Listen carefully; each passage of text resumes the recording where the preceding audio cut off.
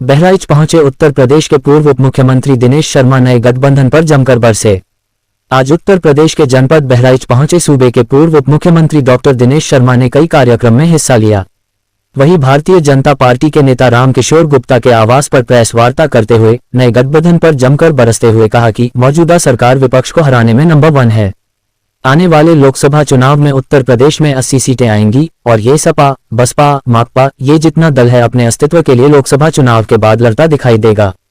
वहीं विपक्ष के नए गठबंधन पर बरसते हुए शर्मा ने कहा कि ये चुनाव के बाद ठगबंधन हो जाएगा। वहीं उन्होंने बताया कि ये जितने लोग हैं आपस में शत्रु हैं, केवल मोदी जी न आए इसके लिए ठगबंधन को बनाया गया है, जो हर चुनाव से पहले बनता है और चुनाव के बाद खत्म हो जाता है।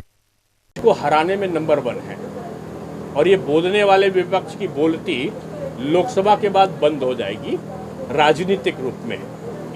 80 की 80 सीटें आएंगी।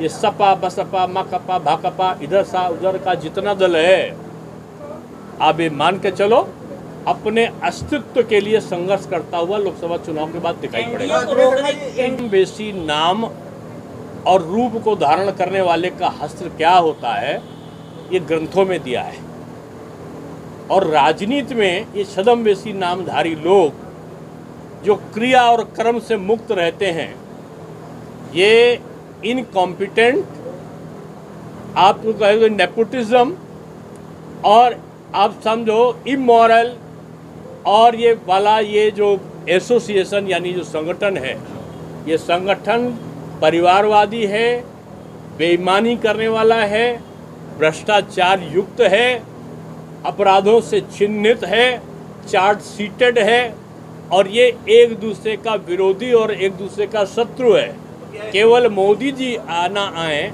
इसके लिए स्वार्थ बंधन है इनका। ये जो ठग बंधन है ये स्वार्थ बंधन के रूप में लोकसभा चुनाव के बाद ये ठग बंधन के कारण ये समाप्त होगा। हर बार चुनाव के पहले बनाते हैं और हर बार चुनाव के बाद ये इनके गठबंधन समाप्त होते हैं। मणिपुर और पश्चिम बंगाल में इस समय जो चीरहरण के मामले सामने आए, इस पर क्या कहना है? देखिए, मणिपुर में आपने अखबार में भी पढ़ा होगा कि मोदी जी के आने के बाद पूर्वोत्तर राज्य जो उग्रवाद से बिल्कुल युक्त थे, जहां पर भारत का झंडा तक लगाने में मुश्किल होती थी, आज वो भारत माता की जय बोल रहे हैं। आज वहां राष्ट्रगान के लिए पूरा जनता खड़ी होकर सम्मान करती है, भारत माता की जय बोलती है। ये चीज सीमा पार के लोगों को और भारत में पनप रहे पुराने समय में जो पनपे थे, जो दब गए थे आतंकी संगठनों को ठीक नहीं लगा। वो वहाँ की एकता को खंडित करने का षड्यंत्र कर रहे हैं। लेकिन योगी जी, मोदी जी और अमित शाह जी के रहते हुए मणिपुर में संभव नहीं है। विपक्ष को जवाब देना होगा कि जिस प्रकार से नरसंहार हुआ है पश्चिम बंगाल में, मैं स्वयं वहाँ 12 दिन रहकर अभी आया हूँ।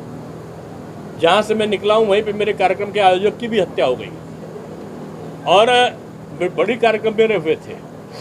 वहाँ पर जिस प्रकार से हिंसा का तांडव चल रहा है, मैं समझता हूँ कि आज पश्चिम बंगाल में ये जो ठगबंधन है, इस ठगबंधन को बताना पड़ेगा कि लोकतंत्र कहाँ बचा है। मैं समझता हूँ वहाँ लोकतांत्रिक परंपराओं की हत्या हुई है। दर्जनों नहीं, सैकड़ों की तादाद में भी पंचायत चुनाव में हत्या हुई है। योगी मॉडल जाएगा वहाँ पे? मैंने तो बंगाल में भी था तो मैंने ममता दीदी को कहा था कि भतीजों को ले जाओ अभिषेक बनर्जी को। अभिषेक बनर्जी के चुनाव क्षेत्र में वीरभूमि में मेरा जो कार्यक्रम था वहीं पे था मेरा, डायमंड हार्बर में। तो मैंने डायमंड हार्बर में प्रेस कॉन्फ्रेंस करके कहा था कि दीदी उत्तर प्रदेश में उंगली पकड़ के भतीजे को अभिषेक बनर्जी को ले आओ और योगी बाबा संत हैं, प्रणाम करो, चरणों का आशीर्वाद लो। योगी बाबा आशीर्वाद देके सुशासन का पाठ तुम्हें पढ़ा देंगे और उनसे सीख कर आके यहाँ के माफियाओं का उन्मूलन करो।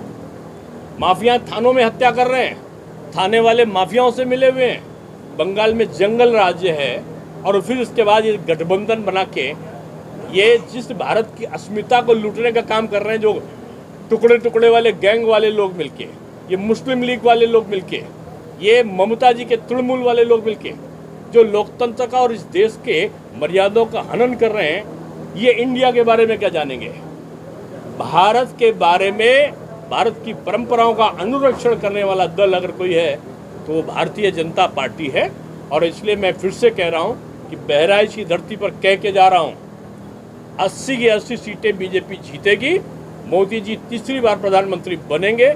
सपा बसपा माकपा भाकपा का कसूर बड़ा साफ होगा और एक बार भारत विश्व गुरु बनने की तरफ तीसरी बार प्रधानमंत्री बनने के बाद मोदी के वो बढ़ेगा आगे। गठबंधन वाला एनडीए जो इंडिया उसका हाल क्या होने वाला है?